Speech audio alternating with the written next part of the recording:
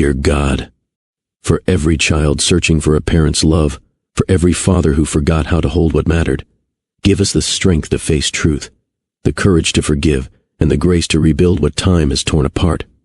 Let broken hearts become homes again. Amen. She didn't knock. She couldn't. Her heart beat louder than the polished leather shoes clicking across the 40th floor hallway. When the door burst open, the boardroom behind him fell into silence. Emmanuel George, the white tech mogul with a reputation as sleek as his custom suit, barely looked up from the document in his hand. He expected an assistant, maybe an executive with the latest quarterly projections. But what stood before him shattered every illusion. She was just a girl.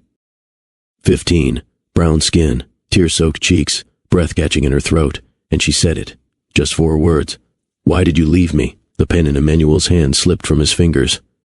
It struck the mahogany desk with a hollow thud. For a man worth millions, known for winning every negotiation, hosting galas, and making cold calls that moved stock prices, those words had the power to steal every ounce of oxygen from the room.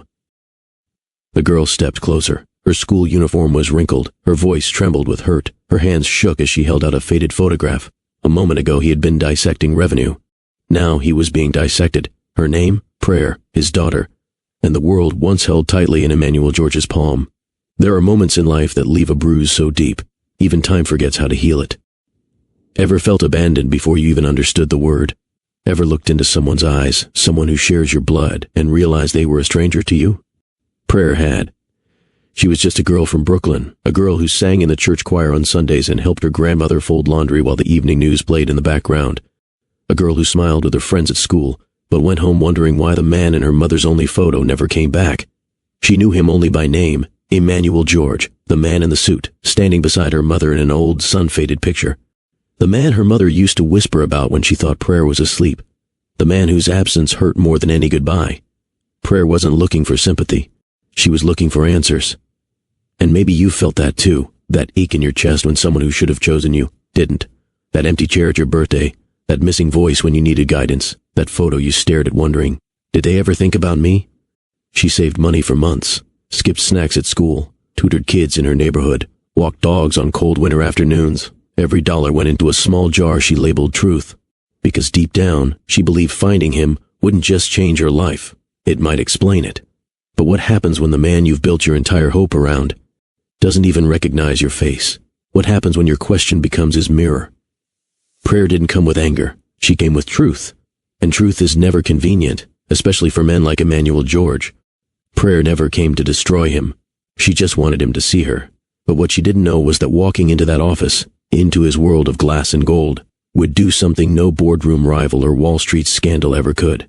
It broke him, not with screams or chaos, with silence, with a voice so soft it made his pride collapse, with a photo so old it peeled at the corners, but still carried the weight of a lifetime. Emmanuel George, the CEO, the mogul, the man who bought out competitors and crushed mergers with a smirk, had never met an opponent like his own daughter. He sat frozen, not from shock, but from shame.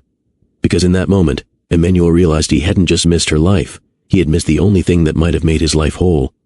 All his millions, all his suits, his speeches, his deals. None of it had prepared him for the storm behind her eyes. Prayer didn't yell, she didn't beg. She stood in the very room that had made him feel invincible, and made him feel small. And somewhere between the tears and the truth, something inside him cracked open, not just guilt, but a longing he never thought he had the right to feel again. The world saw him as powerful, Prayer saw him as absent, and she was right. So now the truth is out. The girl is his daughter. The silence has been broken.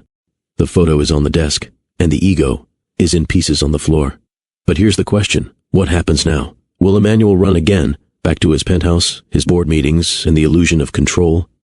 Or will he choose something harder, to stand, not as a CEO, but as a father, because Prayer didn't need his wealth. She needed his presence. She didn't come for headlines.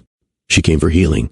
But healing isn't just about words. It's about showing up, staying, choosing someone even when it's uncomfortable. And for the first time in his life, Emmanuel can't negotiate his way out of this. He has to show up or walk away. Will he fight for her? Will he grow beyond the man he's been? The answers and everything they both need lie just beyond that office door. But he has to get up. Before we begin this emotional journey, do me one favor. Tap that like button if you believe every child deserves to know the truth, and hit subscribe so you don't miss a single moment of this unforgettable story. The city pulsed beneath him. From the 40th floor of the glistening tower that bore his name, Emmanuel George stood with his back to the Manhattan skyline, sipping black coffee from a double-insulated ceramic mug. His office was spotless, a space of dominance and prestige, with floor-to-ceiling windows that framed New York like a trophy, leather chairs, imported mahogany, and cold steel finishes. Everything spoke of order and control. It was just past 9 a.m. The city below was alive with taxi horns and ambition, but in Emmanuel's world, silence reigned, the kind of silence only power could buy. He adjusted his cufflinks, glanced at the wall clock, and exhaled. Another Monday, another board meeting, another $1 million forecast waiting to be crushed. Emmanuel didn't do distractions. He was a machine of results, not feelings. His assistant had left the day's agenda on his desk. Quarterly targets, investor calls, a potential acquisition on the West Coast. Emmanuel glanced over it without reading. His focus had shifted lately, not toward people, but toward legacy, growth, efficiency. He had no time for sentiment. Just then, the door creaked. Without turning, he said coolly, "Nina." I said no interruptions. No reply came. When he finally turned, he saw someone standing there. Not Nina, not a board member, not anyone from his daily orbit. It was a girl, a teenager, breathing hard, eyes swollen, face full of tears. The room shifted, not literally, but in energy. Prayer George stood frozen just inside the doorway. Her shoulders were stiff.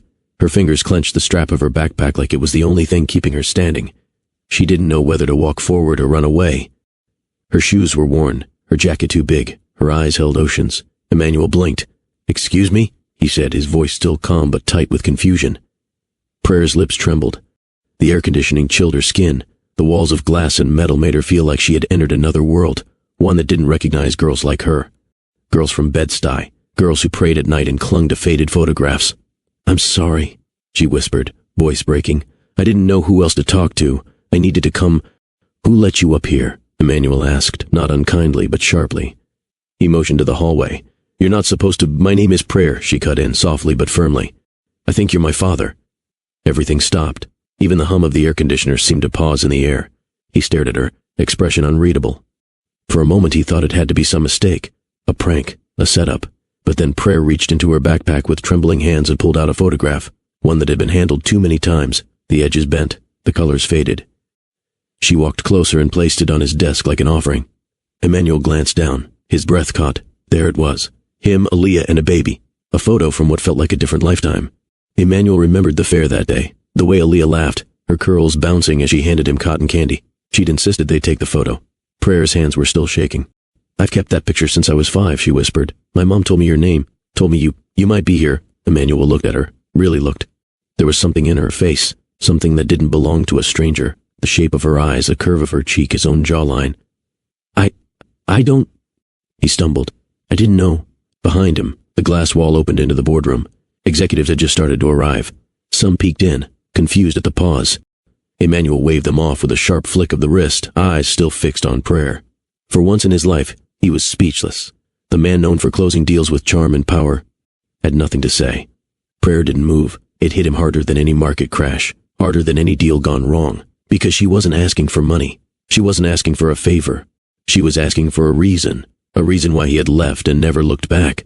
Emmanuel sat down slowly, like a man who had just taken a bullet. He picked up the photograph again, stared at the version of himself smiling beside a woman he hadn't thought about in years. His hand trembled. All those nights of cold silence, all the calls he didn't make. Now here she was, the child he didn't know, crying, real, and the weight of it cracked something deep within him. Prayer gently stepped forward and placed another photo on his desk. This one was different. It was just Aaliyah, radiant, smiling, holding a toddler in her arms. The back had handwriting. "To my daughter, your father is Emmanuel George. Find him when you're strong enough. Love, Mom." Emmanuel touched the ink as if it might smudge. His chest tightened. "That's your mother?" he asked, voice hoarse. Prayer nodded. "Her name was Aaliyah. You knew her in college. You were her world. But you left when she needed you most." He remembered the night.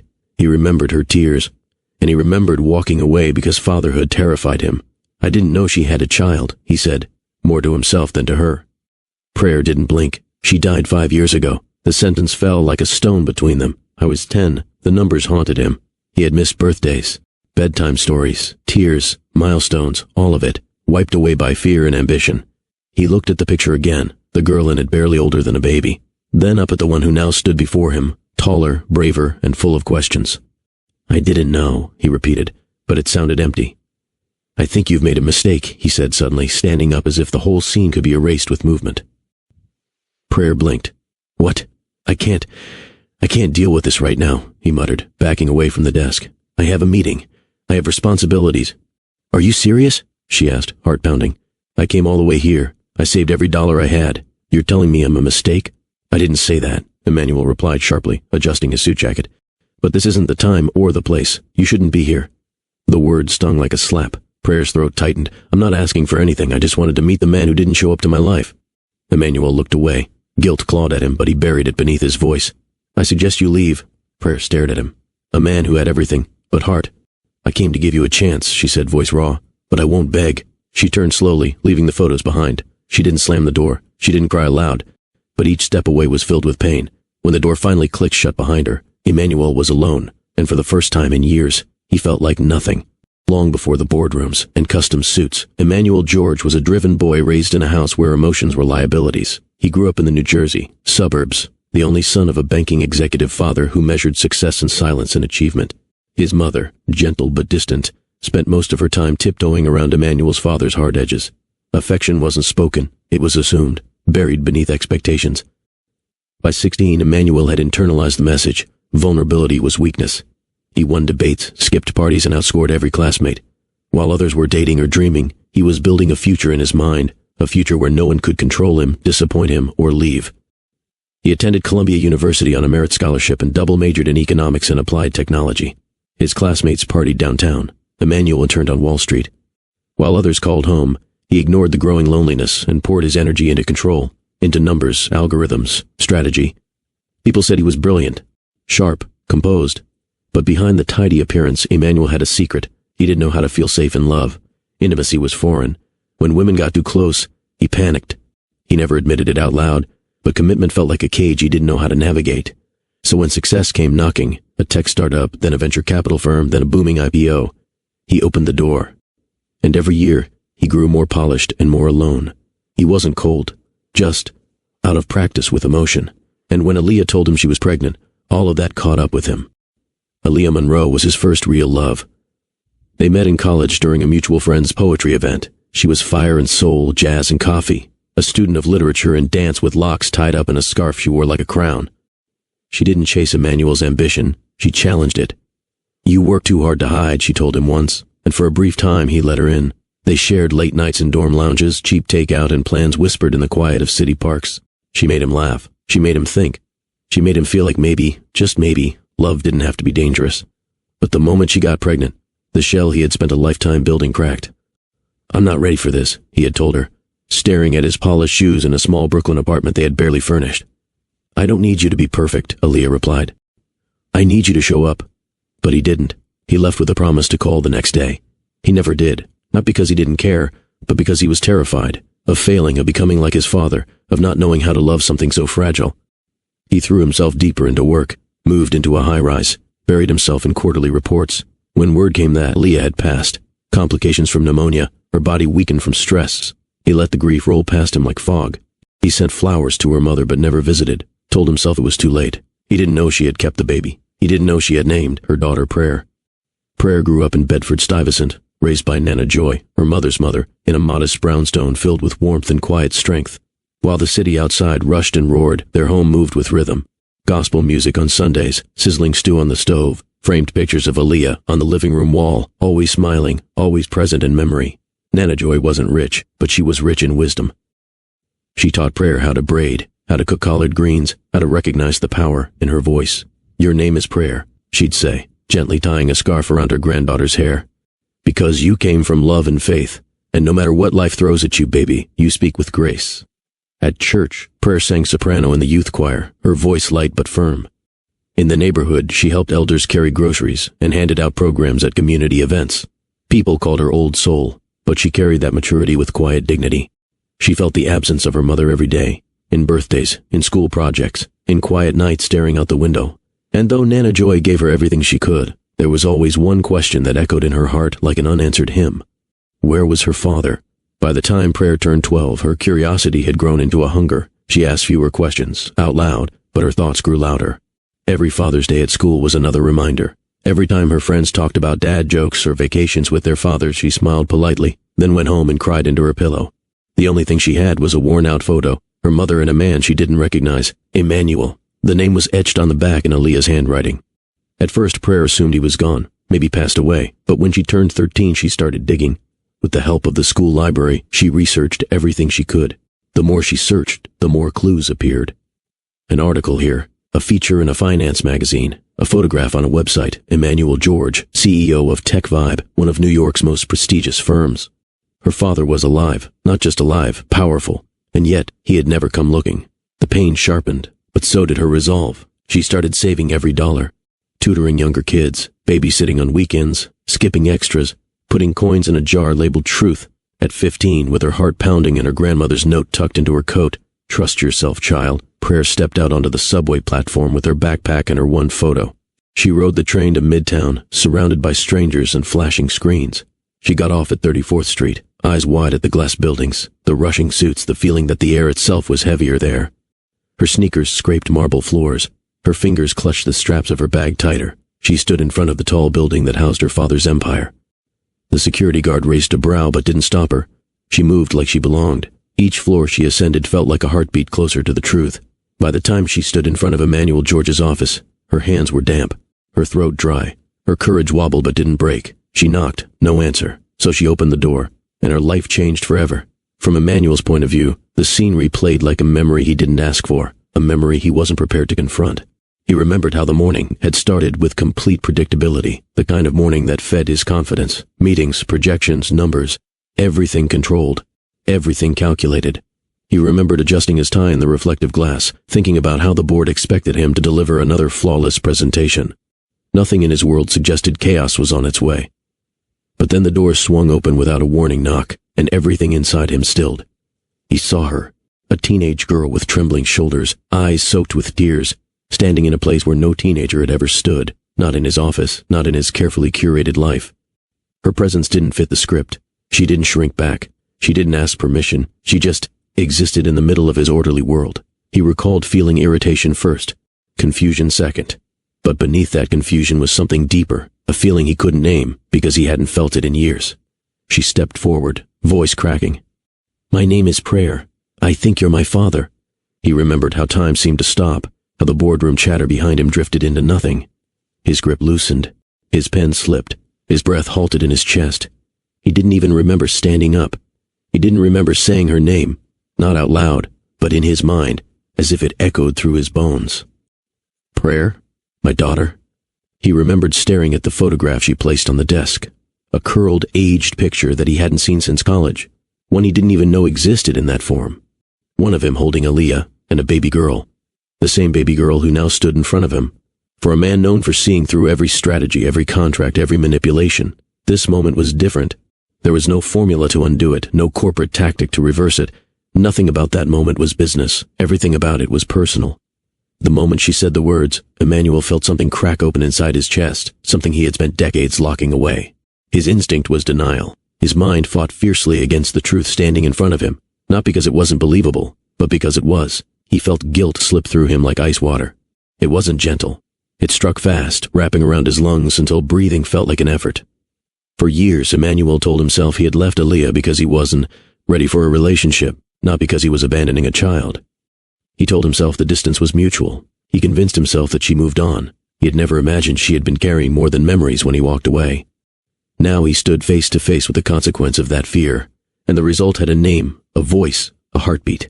He remembered the moment he looked into her eyes and saw pieces of himself reflected back.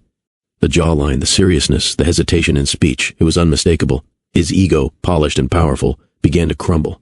Because this wasn't about missed calls or failed relationships. This was about a girl who grew up without a father, because he ran.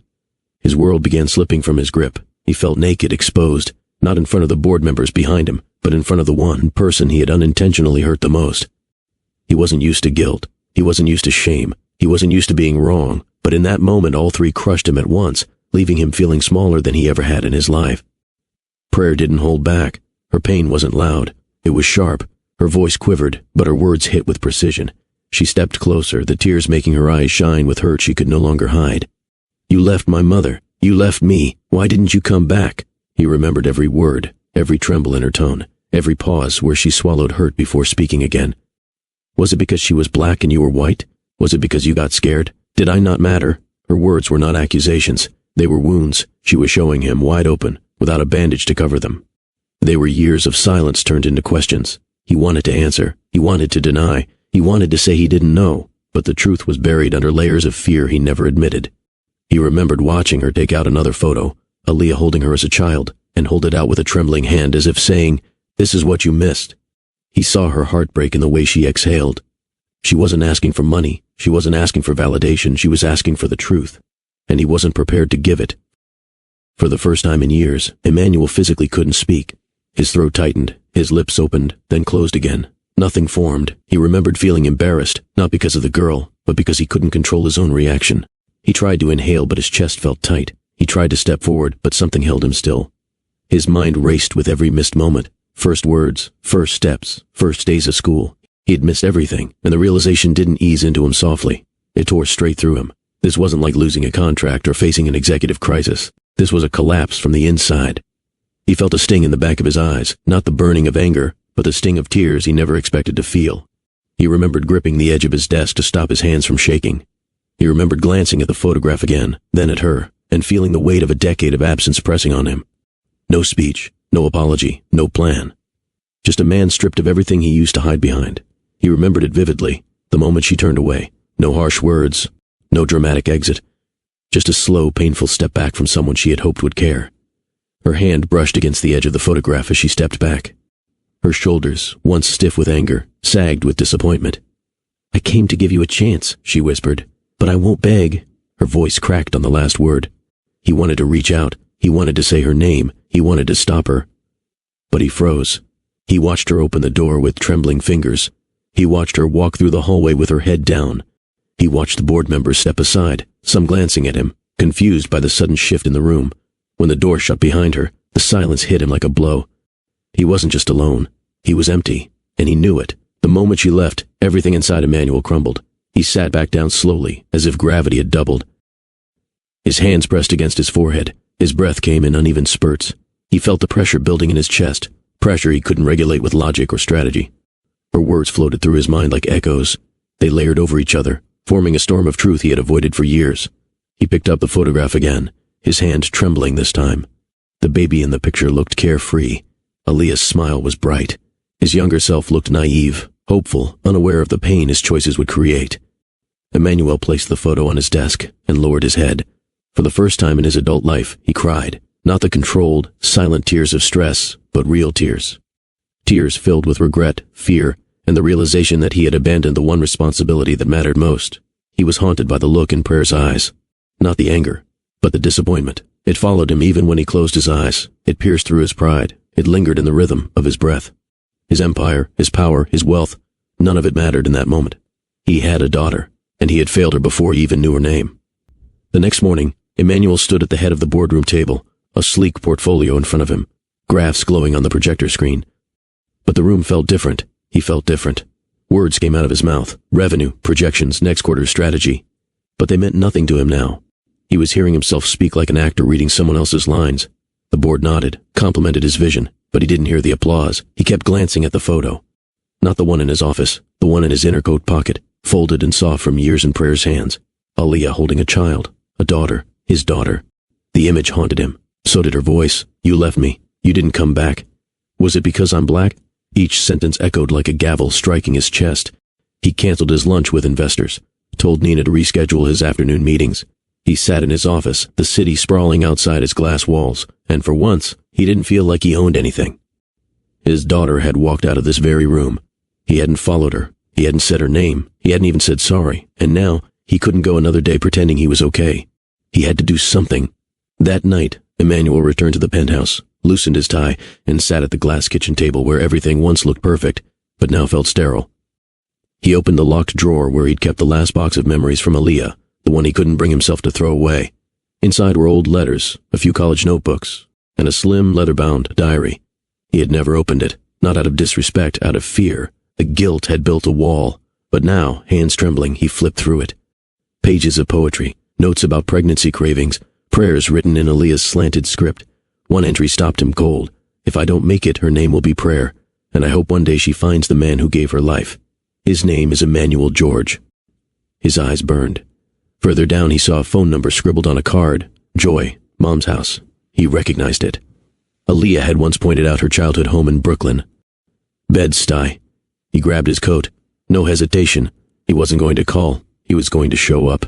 The cab ride across the East River was quiet, except for the muffled jazz playing on the driver's radio. Emmanuel sat back, his suit pressed but his posture folded.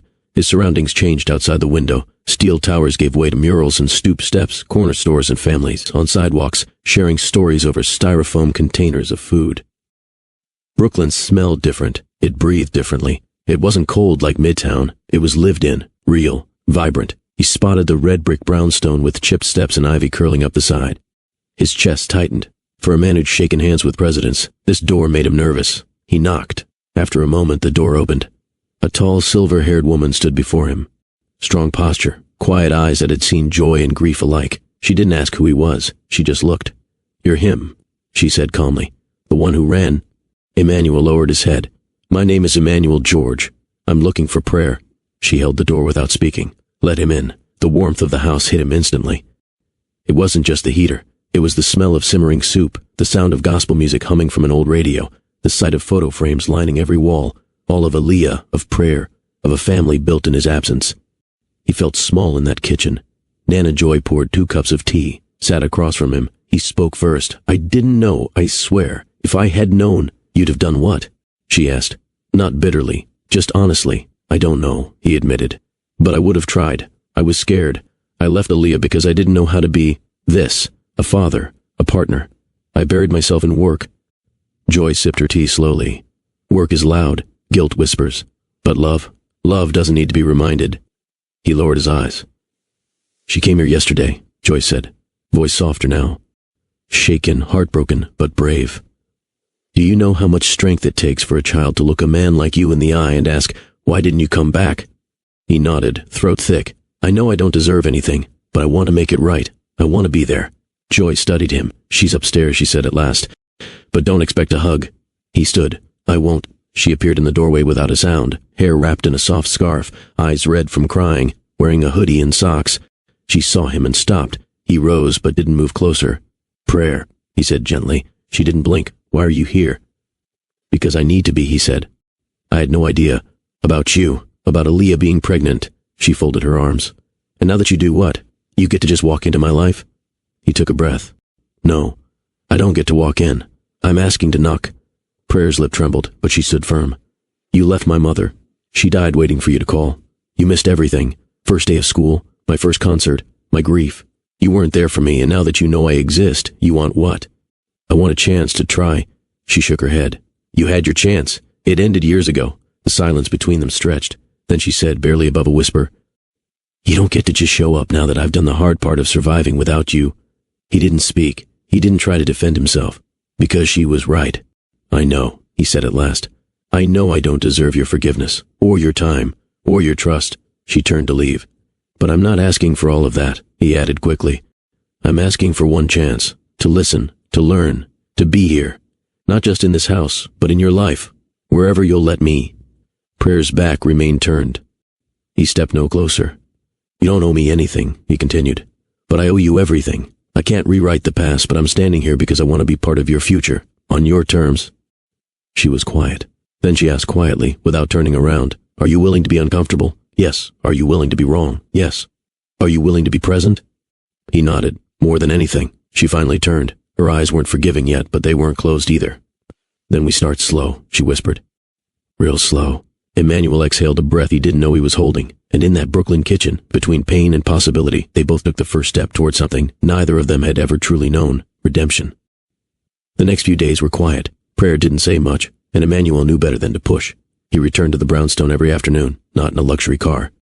He took the train, walked the last few blocks, sometimes stopped to buy fresh cornbread from the corner bakery, sometimes brought nothing but presents.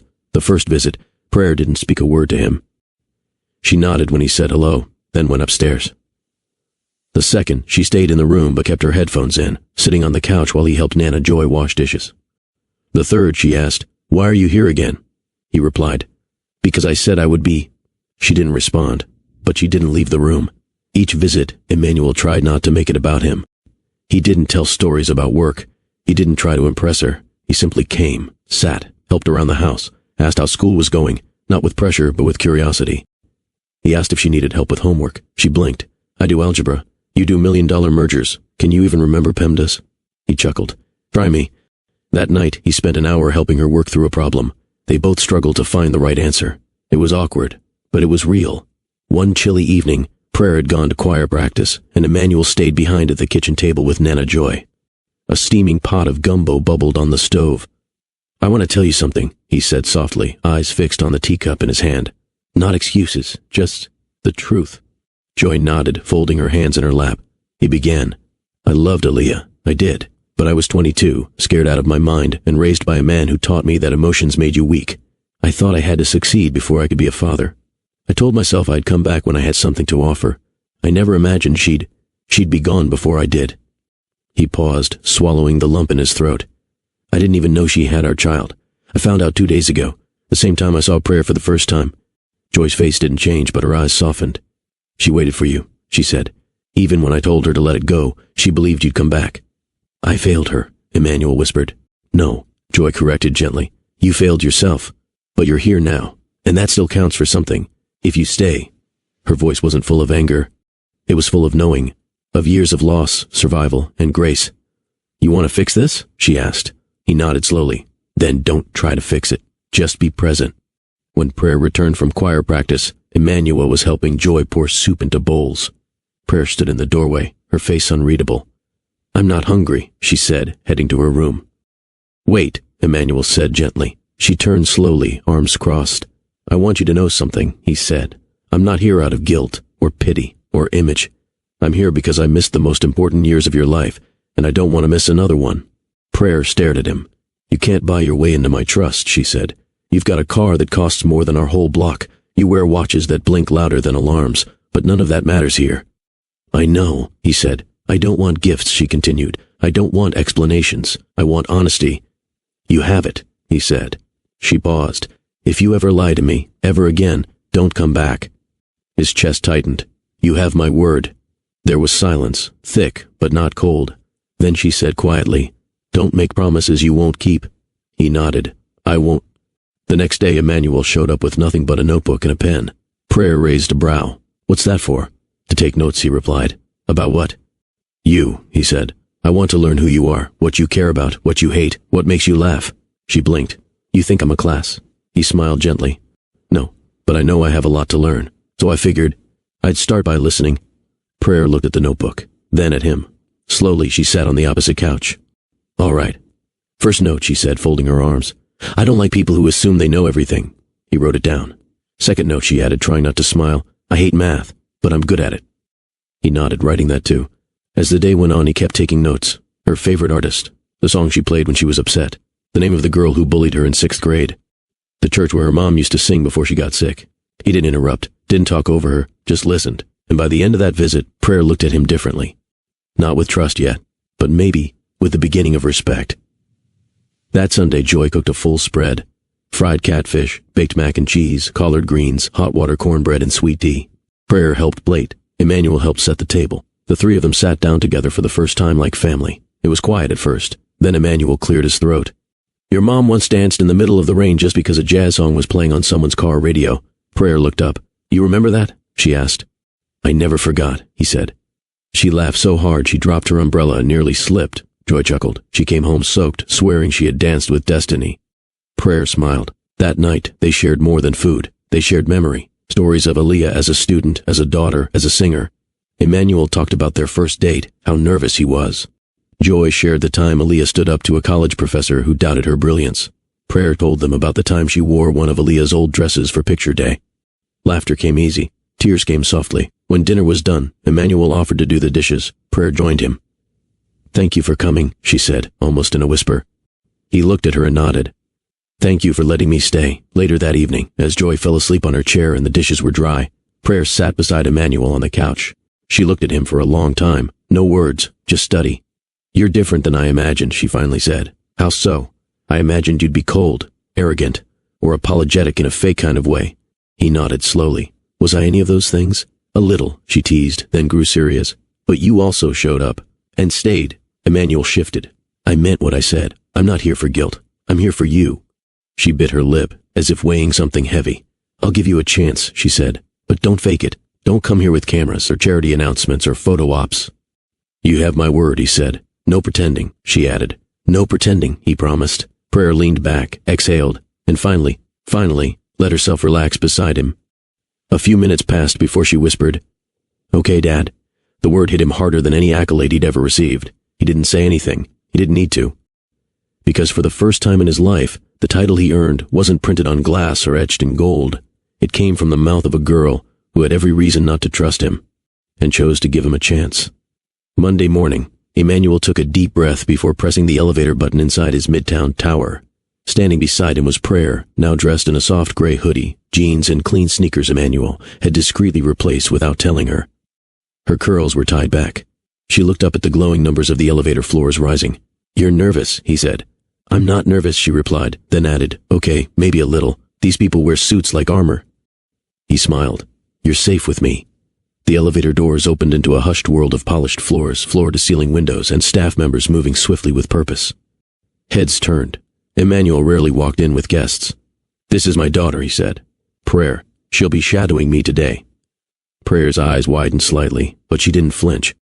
The sentence fell like a quiet announcement in a room that didn't expect it, yet it felt right. He walked her through the maze of glass walls and executive suites, introducing her to his department heads. Finance. Meet the person I now care more about than any of your projections, he said with a light smile. Prayer cracked a grin. At lunch, he took her to the executive dining room. Fancy, she said. Try the salmon, he replied. It costs more than I paid for my first car. She looked at the menu and whispered, Do they have chicken tenders? Everyone at the table chuckled, but in a warm, unexpected way. Emmanuel realized he wasn't just introducing her to his world, he was letting her redefine it. That weekend, it was Prayer's turn.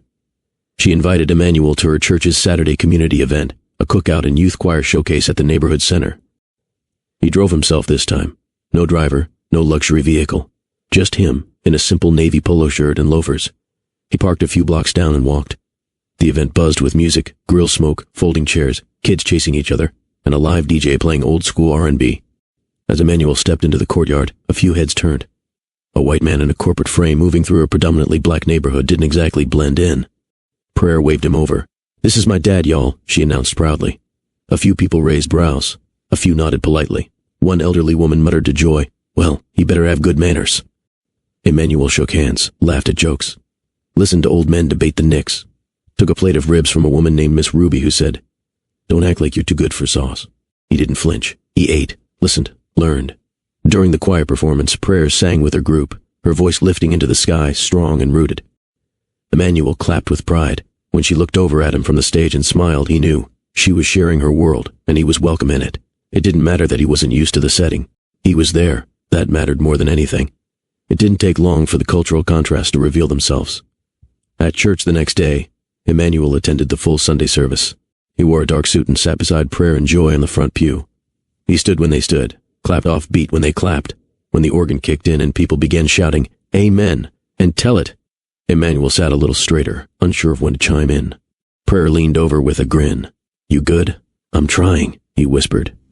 When the preacher asked visitors to stand and introduce themselves, Emmanuel awkwardly rose.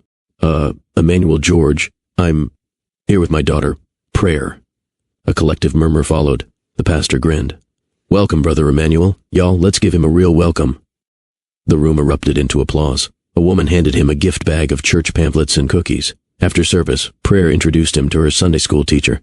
He was so stiff I thought he was carved from marble, Prayer whispered later. But you did good, Dad. He smiled. Then came another surprise, a neighborhood double to Dutch contest.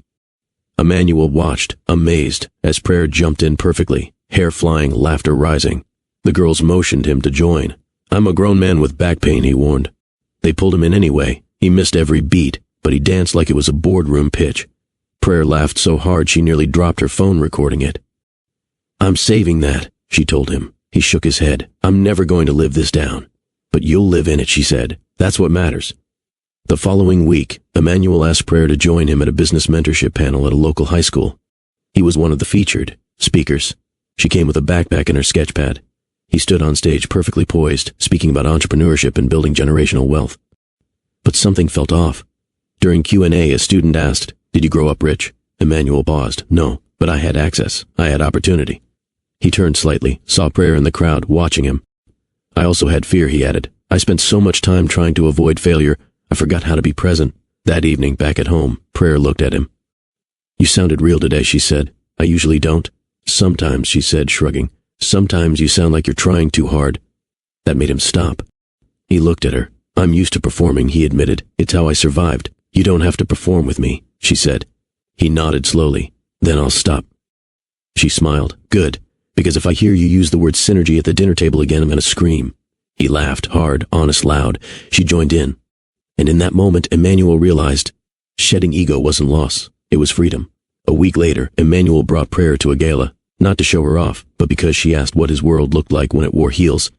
She dressed simply. A dark green dress and sneakers she refused to swap for heels. He told her she looked beautiful. She told him not to embarrass her. At the gala, candlelight glittered. People sipped wine and talked mergers and philanthropy. A woman approached, platinum blonde, pearl earrings. "Oh, she's adorable," the woman said, looking at Prayer. "Is this your mentee?" Emmanuel's jaw tightened. "This is my daughter." The woman blinked. "Oh, wow, that's beautiful," she smiled, but it was the kind that carried undertones. The smile that sounded like, "You don't look alike." Prayer caught it. She stepped closer to Emmanuel, holding her sparkling water. The woman continued. "What school does she attend?" "Bed-Stuy High," Prayer replied proudly. The woman tilted her head. "How brave." Before Emmanuel could think, he spoke. "What's brave," he said, voice calm but pointed, "is standing in a room like this, knowing you don't have to. Explain yourself to anyone who assumes you don't belong." The woman's smile faltered. Prayer looked up at him, eyes wide. Later that night, as they walked back to the car, she said softly, "Thanks for saying that." He looked down at her. "No one talks down to my daughter." She nodded. "Not anymore." That Sunday evening, Pastor Samuel, a tall man with a soft voice and eyes full of wisdom, pulled Emmanuel aside after service. "You adjusting all right?" the pastor asked. "Learning every day," Emmanuel replied. "Prayer's a good kid. Reminds me of Aaliyah." Emmanuel nodded. "She's better than I deserve." Pastor Samuel smiled. "Deserving is human. Showing up is divine." They sat under a tree outside, the sunset painting the sky in warm streaks. "I haven't stepped in a church in over 20 years, Emmanuel admitted. "Faith isn't a building," the pastor replied. "It's what wakes you up when you're tired of pretending you're okay." Emmanuel sat quietly. "I spent most of my life chasing the next title," he said. "The next award. I thought that was purpose." The pastor looked at him. "And what do you think now?" He looked toward the sanctuary, where Prayer stood, laughing with friends. "I think purpose might be her." The pastor smiled. "Then you've already started your walk." That night, Emmanuel prayed for the first time in decades. It wasn't eloquent. It wasn't long. But it was real. For the first time in his career, Emmanuel George found himself living in two different worlds and struggling to keep both from collapsing. During the day, he was still the man who ran billion-dollar meetings and commanded boardrooms. He still wore tailored suits, still spoke with the calm confidence of a man used to solving problems with strategy. But now, meetings weren't the only thing filling his calendar. There were text messages from Prayer during math class, voicemails from Nana Joy reminding him not to overthink this thing called fatherhood, FaceTime calls where Prayer asked, "Are you coming today? For real?" He tried to do everything. That was the problem. He looked exhausted, not physically, emotionally. His assistant Nina knocked on the doorframe. "You're late for the West Coast call." He nodded. "Push it." She blinked. "Sir." That call took weeks to schedule. "Push it," he repeated, because just then his phone buzzed again with a message from Prayer. "Choir practice today. You said you'd come. Please don't forget." He exhaled. He never forgot. He just didn't know how to be in two places at once, and that scared him.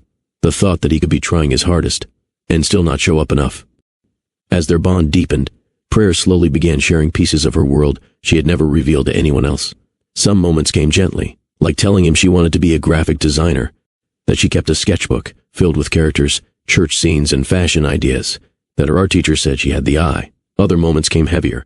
One afternoon they sat on Nana Joy's porch. Prayer drew while he read through a stack of business proposals he couldn't focus on. "Dad?" she said softly. It still startled him, hearing her call him that. "Yes, sweetheart." She hesitated. "Can I tell you something? And you won't judge?" He closed the folder. "Tell me anything." She stared at her sketchbook. "In middle school, the kids made fun of my name, said I sounded like some charity case, and when Mom died, it got worse." He tensed. "What do you mean worse?" "They'd ask me if she died because we were poor, or because we didn't have good health care, or they'd say I should go pray, get a new family. Emmanuel's jaw clenched. Why didn't anyone do anything? He asked, voice low. I didn't tell anyone. She shrugged. I didn't want to look weak. That wasn't weakness, he said softly.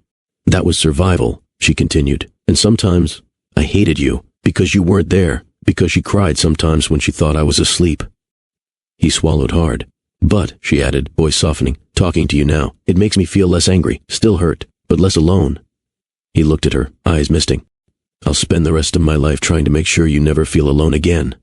She nodded, rested her head briefly on his arm, a small gesture, but for Emmanuel, it felt like a universe. Despite progress, their differences often collided. One Friday evening, Emmanuel gifted Prayer a brand new laptop for her schoolwork and art projects. She stared at it. Sleek, top of the line, expensive. You don't like it? He asked, confused. I love it, she said. But why would you buy something this expensive? I only asked for help fixing my old one. Because I want you to have the best. She frowned. Sometimes the best isn't necessary. He stiffened. I can afford it. Why not give you the things I never had? Because it makes people look at me weird, she burst out. When I walked into school with those shoes you bought, kids asked if I got a sugar daddy. The words flipped his stomach. She continued, frustrated. I don't want to stick out like some charity story. I want you to just listen to what I need. Not assume. He went silent. His instinct was to fix everything with money because that was what he understood. But he was learning that being a father required a different language. He took a breath. You're right. I'm sorry. Next time, you tell me what you want. I won't decide for you. She nodded but didn't smile. The air between them hung thick. Two worlds trying to meet in the middle. Her school held an annual Father-Daughter Day. Games, workshops, and projects meant to bond families. Prayer got the paper about it in class and froze. She had never taken it home before. But this time, she handed it to Emmanuel. You don't have to, she murmured. I want to, he said. She studied his face, then nodded. The event was held in the gym. Fathers tossed basketballs with their daughters. Some built birdhouses. Others made scrapbook pages. Emmanuel looked painfully out of place, a man in polished shoes surrounded by dads in hoodies and sneakers. But he didn't leave. He and Prayer signed up for the art station, decorating ceramic tiles with paint.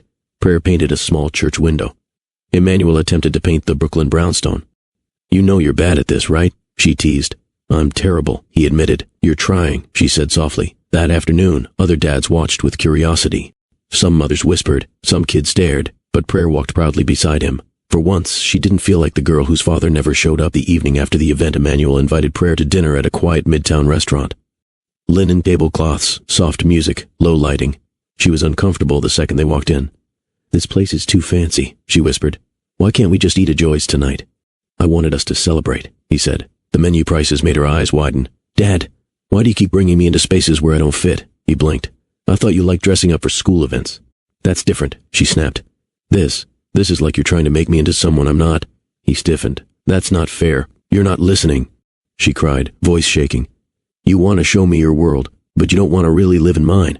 You pick and choose the parts that make you comfortable. That's not true. Then why did you give the principal your business card and ask about college programs for me? She fired back. I'm 15.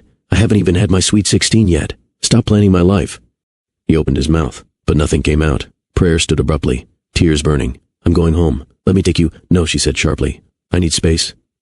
She grabbed her coat and stormed into the night. Emmanuel remained frozen in his chair, feeling the same loss he felt in Chapter 1, except this time he knew her name, and losing her hurt even more. He walked home alone that night, jacket slung over his arm, city lights blurring around him. His footsteps echoed with questions. What did he do wrong? Why did trying feel like failing? Why did every good intention turn into an argument? He sat on a bench near the river, staring at the skyline.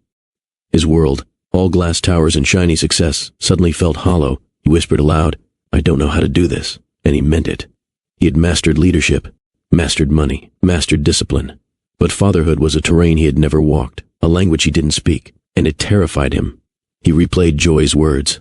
Presence matters more than perfection. He finally understood. Being a father wasn't about knowing the answers. It wasn't about providing the best things. It wasn't about protecting her from every discomfort. It was about showing up, listening, staying when it was uncomfortable, learning when he was wrong. He stood, took a breath, wiped his face, and looked at the sky. God, help me be the father she needs, he whispered. Not the father he wished he could have been. Not the father his own father failed to be. But the father Prayer deserved. And with that realization, Emmanuel headed toward Brooklyn, ready to apologize, ready to learn, ready to choose humility over ego. Because this wasn't about building an empire anymore. It was about rebuilding a family. After their difficult fallout weeks earlier, something shifted in Emmanuel. Not in words, but in habits. He didn't flood Prayer's phone with apologies. He didn't try to impress her with grand gestures or high-priced solutions. Instead, he showed up. Every Wednesday, he picked her up from art club, on time. Every Sunday, he'd call just to ask, how was church? Even if she didn't answer. He started sending her links to art exhibitions, not investment portfolios. He didn't demand closeness. He respected her space. At the office, he asked Nina to block off Friday afternoons. It's for my daughter, he told her. Non-negotiable. Nina raised a brow, impressed. It's about time. He didn't know if Prayer noticed the difference. But one morning, she sent him a picture of her latest drawing. Two people standing on opposite sides of a bridge, walking toward each other. The caption read, "This takes time. But I see you trying." It nearly undid him. For a man used to controlling outcomes, Emmanuel was learning the quiet power of patience. It began with one visit, a promise to Nana Joy to stop making excuses. He sat in the back pew, hands clasped, eyes forward. It felt unfamiliar, but something about the warmth of the choir, the honesty of the prayers, the way strangers turned and smiled as if they'd always known him, it disarmed him.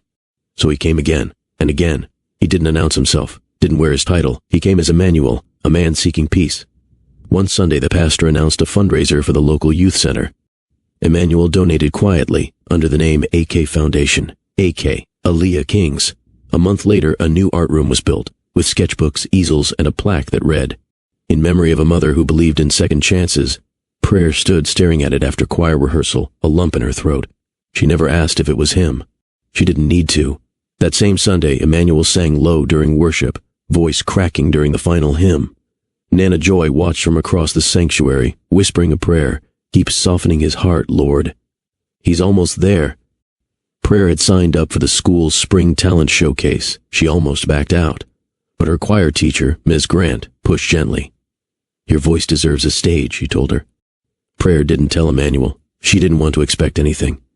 That night, she waited backstage in a soft burgundy dress. Her palms sweated. Her name was called. She stepped out. Her heart nearly stopped. There, 3 rows from the front, sat Emmanuel, in a hoodie, jeans, and the same stunned expression he wore when he first saw her outside his office months ago. She froze. He smiled, gave her a small thumbs up. She swallowed her nerves and sang, a gospel rendition of His Eye is on the Sparrow. Her voice shook at first, but then it lifted, clear, soulful, raw. When she finished, the crowd stood, but all she saw was him, eyes glossy, hands clapping slowly, reverently. After the show, she walked toward him nervously. "You came," she whispered. "I wouldn't have missed it for the world," he replied, pulling her gently into a hug. For once, no tension, no trying, just a father proud of his daughter. They sat on Joy's porch late that weekend. The stars blinked overhead, a glass of hibiscus tea in Emmanuel's hand. Prayer curled up in a chair, sketchbook closed on her lap. "Tell me about her," Prayer said quietly.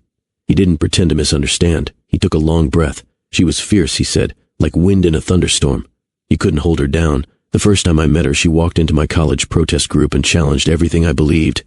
Prayer smiled. "That sounds like her. She wore these mismatched earrings," he continued. "One hoop, one cross. Said symmetry was boring." Prayer laughed. "She'd cook and dance barefoot in the kitchen. She'd cry during poetry readings. And she called me out when I got too wrapped up in chasing power."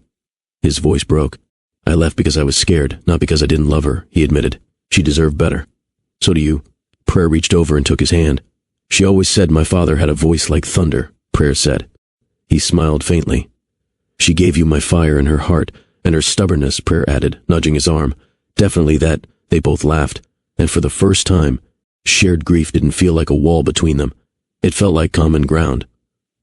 Weeks later, Emmanuel invited her to spend the weekend at his place in Manhattan. She hesitated. The doorman, the elevator with voice activation, the minimalist furniture, the glass, so much glass. "This doesn't feel like home," she whispered when he showed her the guest room. "It doesn't to me either," he said. "I built this for status, not for life," she explored slowly. In the kitchen, she spotted takeout containers labeled in neat rows. In his office, business awards lined a shelf, but no family photos. In the guest room, she found a new easel and blank canvas waiting. "I thought maybe, if you felt like painting," he said from the doorway. She didn't smile, but she sat, and for the first time painted in silence, while he cooked scrambled eggs beside her. It wasn't ease, it was cautious trust. Still, that night when she fell asleep on the couch watching a documentary, he draped a blanket over her and whispered, "Sleep well, baby girl." She didn't stir. but a smile curled softly on her lips. The next morning, sunlight poured in through the tall windows. Emmanuel made pancakes, poorly. Prayer watched him flip the fourth one badly and laughed. "You're hopeless," she giggled. "I'm a CEO, not a chef," he grumbled, syrup on his sleeve. "Stick to what you know, but I want to know you." The words hung there. Later, they visited the art museum. She explained the brushstrokes. He listened, really listened. In the evening, they cooked together, a meal from Aaliyah's old recipe book. Jollof rice and fried plantains. She cried when the smell filled the apartment. "I haven't smelled this since I was 10, she whispered. That night, they prayed together before bed. His voice trembled.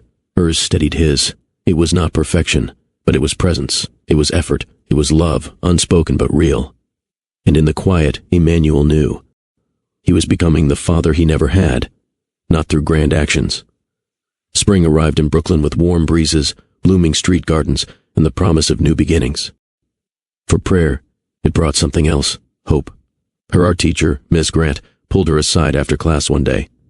"You should apply for summer art academies," she urged. "Your portfolio has depth. You've got vision." Prayer went home excited but nervous. She brought it up casually as Emmanuel drove her from school. "What do you think about summer programs?" she asked. He immediately perked up. "Tell me more." By the time they reached the brownstone, he had pulled out his laptop and sat with her at the dining table, reviewing program websites, application requirements, and scholarship opportunities. "Dad, slow down," Prayer laughed. "You're researching like we're pitching to investors." He grinned. "Old habits. Let's take it step by step." For the next several days, Emmanuel came to Brooklyn every evening. They reviewed essays, uploaded sketches, scanned paintings, and organized a digital portfolio. He didn't rush her. He didn't take over. He simply supported her. Patiently, quietly, fully. One night, Prayer leaned against his shoulder and whispered, "Thank you." He kissed her forehead gently. "I'm proud of you, and I'll help you chase any dream you want." She smiled, small, shy, but deeply moved. Trust was no longer a distant idea. It was forming. Bed-Stuy announced a community beautification project, a chance for local artists to paint murals on the walls of small businesses. Prayer's name was suggested by Miss Grant and Pastor Samuel. "Me?" she gasped. "I'm only 15. Your voice matters," the pastor replied. When she told Emmanuel, he bought paint supplies immediately. "Dad," she said, nudging him, "we don't need half these brushes." "I want you to have options," he replied, shrugging. The mural spot assigned to Prayer was the side wall of a corner grocery store owned by Mr. Santiago. The theme, Home is the Heart. For the first time since childhood, Prayer saw Emmanuel dressed casually, in joggers and a plain t-shirt, kneeling beside her with paint streaking his elbow. They sketched outlines first, then filled colors, then added details. A choir, stoops, elders talking on the block, children playing double dutch, a mother with locks holding a toddler. Prayer stepped back. "There's something missing." "A father?" Emmanuel asked softly. She looked at him, then nodded. Together they painted a father holding a daughter's hand. Not perfect, not glossy, but present. Neighbors gathered to watch. Joy wiped her eyes. Ms. Grant hugged Prayer. Kids pointed and squealed. For the first time, the neighborhood saw something more than a CEO helping a teenager. They saw a family rebuilding itself in color. Weeks later, Emmanuel made a nervous decision. He brought someone to meet Prayer and Joy. Her name was Olivia Carter, a soft-spoken woman in her late 30s who worked in nonprofit work focused on youth mentorship. She wasn't flashy. She wasn't chasing his wealth. She had met Emmanuel at a charity panel months earlier and kept things respectful until he began this new season of healing. Prayer eyed her carefully as they sat around Joy's kitchen table for dinner. Olivia smiled gently. "I've heard a lot about you, in the best ways." Prayer squinted. "Dad talks?" "Too much," Olivia joked. Emmanuel nearly choked on his cornbread. Joy kept the conversation flowing, guiding the evening with grace, asking Olivia about her work, her upbringing, her hobbies. Olivia's presence was quiet, not invasive. She didn't try to win Prayer over. She simply existed. Later, Prayer pulled Emmanuel aside. "So, you're dating?" she asked slowly. "I'm trying," he replied, "but only if it's okay with you." Prayer hesitated. "I don't want someone to replace Mom." "No one could," he said firmly. "This isn't replacing. This is life continuing." She studied him carefully, then nodded. "We'll see. It wasn't approval. It wasn't rejection. It was space, and space was enough." One Saturday afternoon, Emmanuel and Prayer were walking out of a bookstore when a man approached Emmanuel excitedly. "Hey, aren't you Emmanuel George, the CEO guy?" Emmanuel offered a polite smile. "Yes." The man glanced at Prayer, then chuckled. "Oh, mentoring today? Or is she part of one of your outreach programs?" Prayer stiffened. Emmanuel's expression darkened. "This is my daughter." The man's smile faltered. "Oh, wow. Didn't expect that. And why not?" Emmanuel asked calmly, but with unmistakable firmness. The man stuttered. "No reason. Just surprising. And that's exactly the problem," Emmanuel replied, voice rising just enough for nearby people to hear. "There's nothing unusual about a black girl having a white father. The only thing unusual is assuming she doesn't belong to me."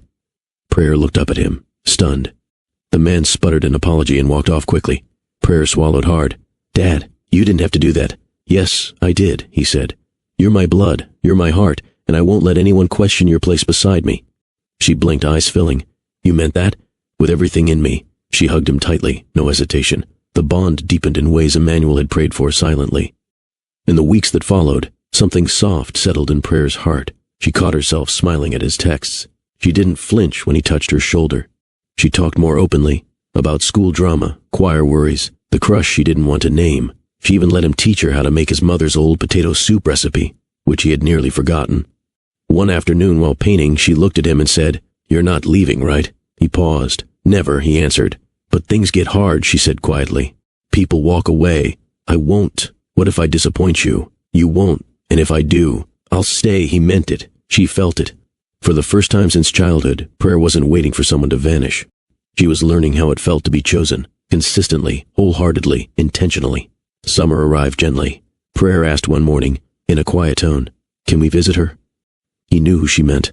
They drove to the small cemetery in Queens where Aaliyah rested under a willow tree. The sun was warm, the breeze soft. Prayer held a bouquet of fresh lilies. Emmanuel carried a single rose. They stood in front of the headstone. Aaliyah Monroe, beloved daughter, mother, dreamer gone too soon. Prayer knelt first, placing the lilies carefully.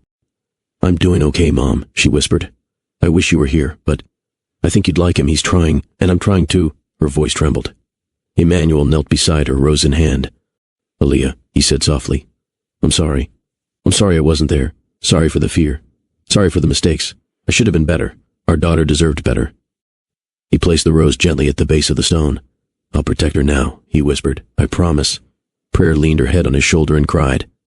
He wrapped an arm around her, letting his own tears fall silently. The willow branches swayed above them like a quiet blessing. They stayed for a long time, not speaking, just honoring the woman whose love had created a bond strong enough to survive years of distance and pain. As they walked back to the car, Prayer reached for his hand. He took it instantly. And in that moment, father and daughter side by side, the past finally stopped aching.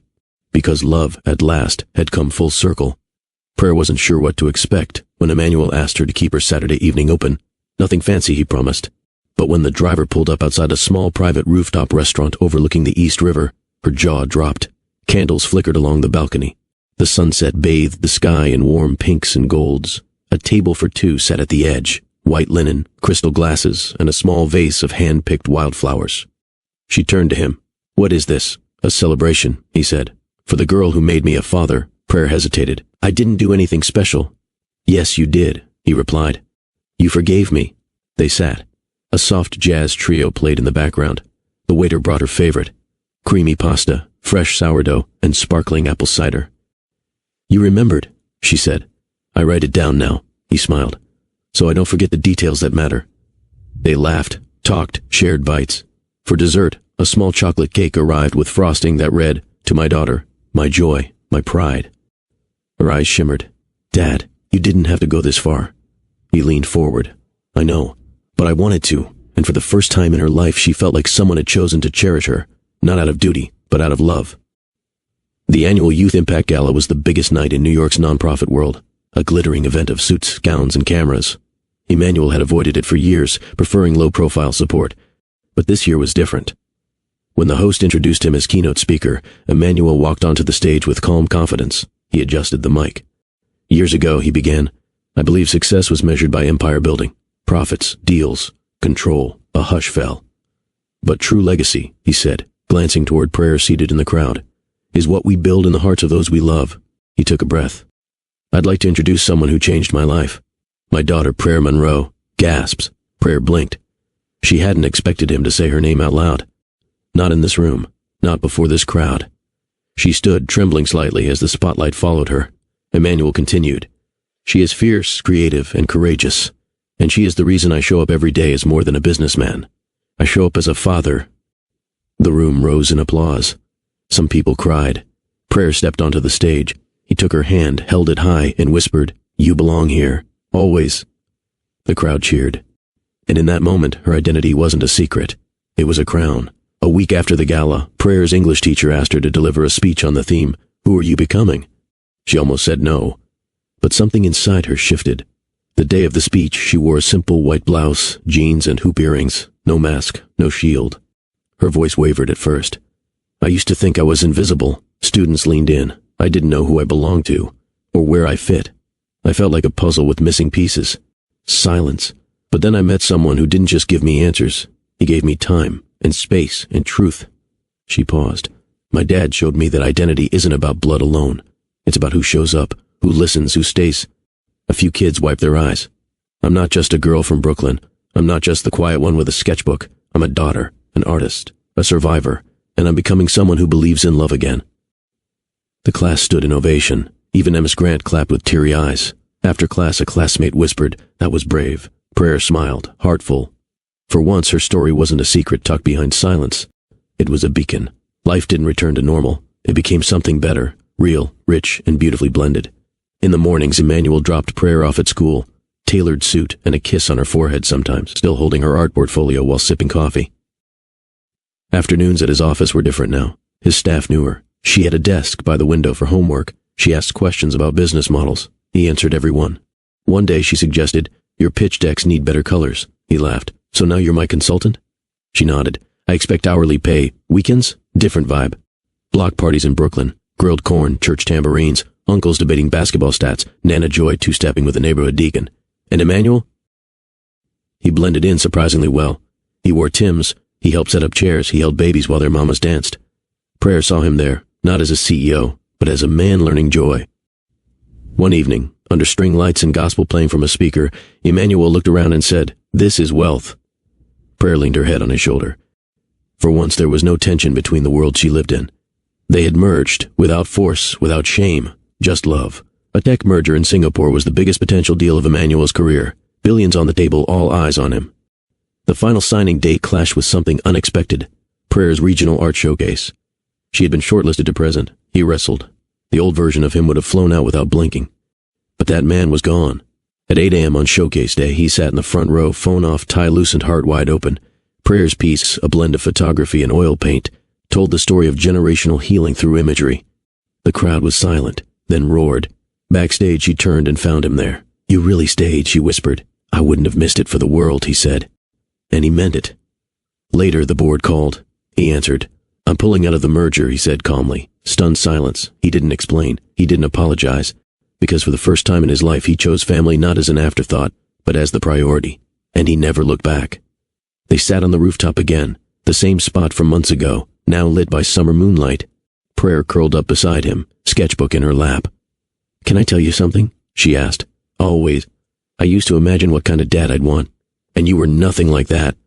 Emmanuel raised a brow. "Wow, thanks," she laughed. "Wait, let me finish." He smiled. "You were better," she said softly, "because you didn't pretend to be perfect. You just showed up. Every time." He didn't speak. "You listened," she added. "You fought for me. You saw me." A tear slid down her cheek. "And that's why—" "You're my hero, Dad," he broke. Tears filled his eyes. He pulled her close and held her. No words, just breath and gratitude. The skyline shimmered. Cars honked in the distance. And there, in that quiet moment between yesterday's pain and tomorrow's promise, a daughter found peace. And a father found home. 1 year passed like a dream stitched in slow motion. In a cinematic montage, life unfolded in color, music, and meaning. Prayer's sketchbook now sat beside brochures from the Rhode Island School of Design, her college of choice, full scholarship earned, portfolio praised by admissions like a rare gem. Emmanuel's apartment wasn't just tidy, it was filled. Canvas paintings lined the hallway. One was her first oil painting, signed to the man who saw me. Nana Joy had taken up gardening, claiming she needed something to do with her hands now that the block didn't need saving. And Emmanuel? He had trimmed his work schedule down by half. Gone with the red-eye flights and midnight calls, he had restructured his life around Prayers, not to smother her but to savor what had almost slipped through his fingers. In one scene, we saw them painting the kitchen together. In another, dancing at a Juneteenth block party. In another still, they were seated in a pew at church, holding hands while a sermon on reconciliation echoed around them. No big drama, just peace, the kind earned, not given. And in every frame, Emmanuel's posture had changed. He stood not like a king at the top of his empire, but like a father finally rooted in what mattered most. Move-in day arrived on a warm Saturday morning. Prayer's dorm room was on the 3rd floor. No elevator, just stairs. Emmanuel carried every box himself. "You're gonna pull something," Prayer laughed as he lugged her sketch easel and paint set. "I'm fine," he grunted. "This is nothing compared to labor pains." Joy rolled her eyes. "Sir, you didn't even birth her." He looked at Prayer. "Felt like I was reborn, though." Once the bed was made and the desk was set up, they sat together on the narrow twin mattress. "Got your class schedule?" he asked. She handed it over. He scanned it like a treasure map. "You're taking color theory and human emotion?" "Yep," he nodded. "Sounds like my entire year in one course." Prayer smiled, then teared up. "You think I'll be okay?" Emmanuel cupped her face. "Prayer Monroe, you've already done the hardest thing. You chose to believe in love again." She hugged him tight. "But Emmanuel?" He stood by the car, cupped his hands like a megaphone, and yelled across campus, "That's my daughter, y'all." Prayer laughed through tears. She was mortified and proud, because the man who once didn't want to be seen as her father now shouted it from rooftops. They made a promise before she left for college. "No matter where we are, we don't drift." So they didn't. Prayer came home for long weekends and holidays. She'd stop by Emmanuel's office in Manhattan, with new hair colors, thrifted boots, and stories that made his boardroom laugh louder than any quarterly win. "Sir, is that your daughter?" one intern asked once. "She's not just my daughter," Emmanuel said without hesitation. "She's my best investment." And when he visited Brooklyn, it wasn't to impress anymore. He brought Joy groceries. He helped repaint the church basement. He played dominoes with old men who still gave him side eyes from his old days of arrogance. "You good now?" one of them asked. Emmanuel sipped his lemonade. "Better than good." Prayer even introduced him to some of her high school friends who were still around, and for the first time she wasn't embarrassed. "Y'all remember my dad?" she said at a house party. People blinked, then nodded slowly. "Man glowed up," someone joked. "He used to look mad mean." Prayer laughed. "He's still intense, but he listens now," and that was the truth. They visited each other's worlds without fear, because they had finally become one another's home. Spring came with cherry blossoms and quiet purpose. Emmanuel stood outside a new community arts center on Lenox Avenue. Beside him was a bronze plaque that read, "The Aaliyah Foundation for Creative Girls in honor of resilience, expression, and second chances." Prayer wept when she saw it. "She would have loved this," she whispered. He nodded. "She still lives through you." The nonprofit launched with free weekend classes, mental health counseling, art supply drives, and showcases that gave young girls a platform to be seen. Prayer volunteered in the summers, leading workshops on visual storytelling and identity through color. "Your mom made me brave," Emmanuel told her, "and you made me whole." The first gala raised over $2.5 million, but it wasn't the number that mattered. It was the moment a 9-year-old girl stood beside her easel and whispered, "This place made me feel like I'm not invisible." Prayer smiled through her tears. She knew that feeling too well, and Emmanuel watched from the crowd, hand over his heart. The man who once only built tech now built bridges. Not for ego, for legacy. It was her idea. "Same rooftop," she said. 1 year later, our tradition. Emmanuel arrived early, flowers in hand, same jazz trio playing soft in the background. But this time, Prayer brought something with her, a folded letter, old and worn at the creases. "I wrote this the first week I found out who you were," she said. "I never had the guts to send it." He reached for it, but she shook her head. "I want to read it to you." She unfolded the paper. "Dear Emmanuel, I don't know what I'm supposed to call you. I don't know if you'll ever even care that I exist, but I want you to know something. I'm not angry. I'm just tired. Tired of wondering. Tired of pretending it doesn't hurt. I've drawn you in my head 1,000 times, rich, cold, powerful, but in my heart, I wanted you to be soft. I wanted you to see me. I wanted you to try. And if someday you do, I hope you'll stay. Prayer." She folded it again. Neither of them spoke for a long time. Then Emmanuel whispered, voice cracking, "I stayed." And she took his hand. "That's why we're here," she said, "because your heart finally spoke louder than your pride." The city hummed beneath them. Their plates were empty. The candles flickered low, but the warmth between them never dimmed. Emmanuel exhaled slowly. "Do you ever think about how different it could have been?" Prayer nodded. "All the time." He looked up at the stars. "I was so afraid that loving you would make me weak." She leaned in. "Funny," she whispered. "Loving you made me stronger." He turned to her, eyes full. "I'm proud of you," he said. "Every version of you. Past, present, and becoming." She smiled. "I kept thinking, how do you measure a man?" She asked softly. "Is it by power or apology? Is it by what he builds or what he rebuilds?" He waited. Prayer reached into her bag and pulled out a small black box. Inside was a bracelet engraved with one line, "The richest man in the room."